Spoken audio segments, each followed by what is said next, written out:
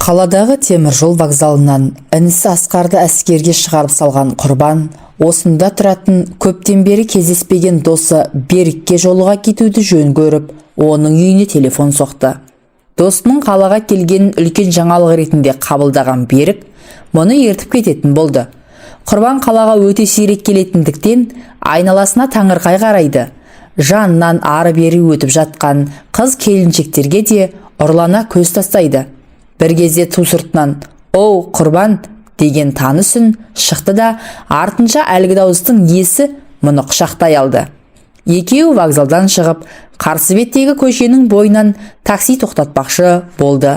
Қалаға әбден бойы үйреніп қалған Берік аяғын ширақ басып, еркін келеді. Құрбан болса, әлденеден қысылатын сияқты.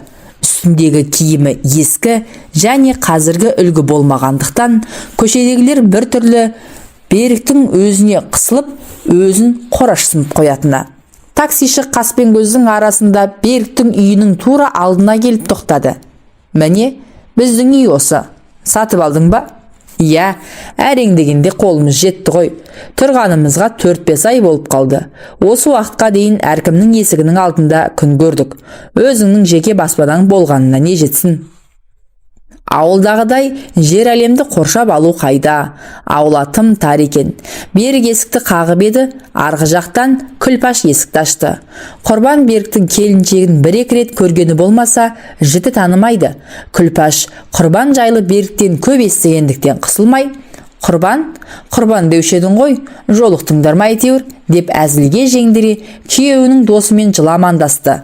Құрбан аяқ киімін шешіп жатып, үйіне көрімдік беру керектігі есіне түсті дағы, ақшасын ойша бір санап алды.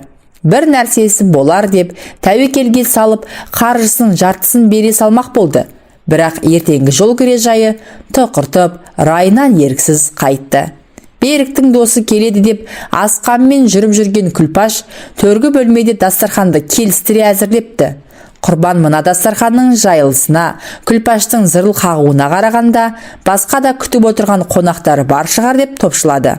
«Құрбан, сен отыра бер. Мен қазір 15 минуттың ішінде бір жерге барып келе қояйын. Әй Күлпаш, шай алып кел. Мына Құрбан құрдасың сенімен оңаша шай ішемін дейді». Қазір. Берік үйден шығып кетті. Қайда кеткені белгісіз. Сірә ішімдік алып келуге кеткен болар. Құрбан дастархан басында жалғыз қалды. Асханадан Күлпаштың ыдыс аяқты тықырлатқан дыбысы еміс-еміс естіледі. Көрші бөлмеде кішкентай нәрестенің жылаған дауыс шықты. Мамасы дастархан мәзірін бүлдіреді деп, Құрбан отырған бөлмеге әдейі кіргізбеген болуы керек. Үй іші жинақы, қабырғаға ілінген кілем, әсем гарнитур, диван, креслолар, еденге төселген қып-қызыл палас, терезеде тұсталған перде, есік жақтағы бұрышқа қойылған теледидар, бәрі бөлмеге сән беріп, өз орындарында рет-ретімен орналасқан. Япырау, кеше ғана өзімен бірге жүрген Берік те өзінше отау құрып, дүние мүлік жинап, жұрт қатарына қосылып қалыптау. Әйелі бар, баласы бар, үйі бар, тып-тыныш өмір сүріп жатыр. Қандай бақытты. Ал менше, Құрбан жабырқап қалды. Ал менше деген сұрақты өзіне өзі қойып алып, жауабы белгілі болған соң үн-түнсіз тына қалды. Бөлмеге қолында буы бұрқырап қайнаған шәугімі бар Күлпаш кірді де: «Күтіп қалдыңыз ба? Қазір шай демдеп жіберейін. Нанау істейіп отырыңыз», деді дағы іле әзілдеп. «Немене, құрдасыңыздың үйіне құдалыққа келгендей сыпайы болып қалдыңыз ғой? Әлде қалаға келген соң не бір сұлуды көріп, есіңіз кете, соларды ойлап отырсыз ба?» Құрбанды әзілге қара жаяу еместін. Құрбанның санасында «Мынаны қарашы, 35-ке келгенше үйленбей жүргенімді бетіме салық қылып әзілдеп отырғанын. Бұрын соңды бір-екі көргенім болмаса, бұлай ашық жарқын екенін білмеппін. Құрдасыңның әйелі томсырайып, немесе өзіңе кекірейіп отырса, ол да қиын ғой. Шіркін, менің де әйелім дегендей ой қылаң беріп өтті.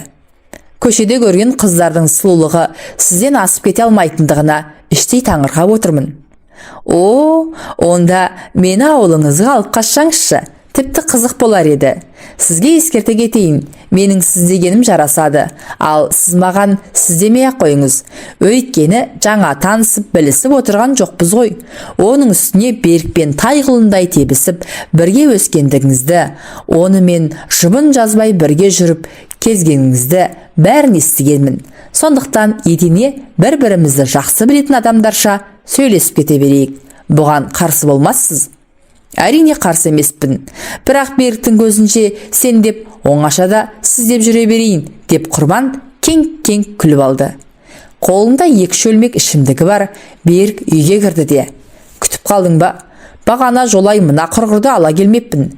Дүкендердің бәрі жабылып қалыпты. Біраз сандалып әрең таптым, деп Құрбанның тізесіне қолын тірей жанына келіп отырды.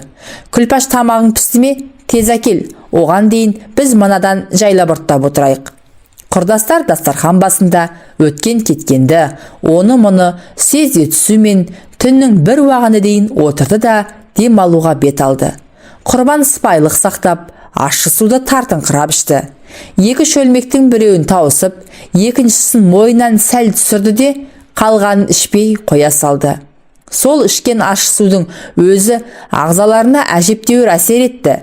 Бірақ екеуі де сыр бермеді. Күлпаш төсекті Берік пен Құрбанға қатар салып берді де өзі баласын көтеріп басқа бөлмеге кетті.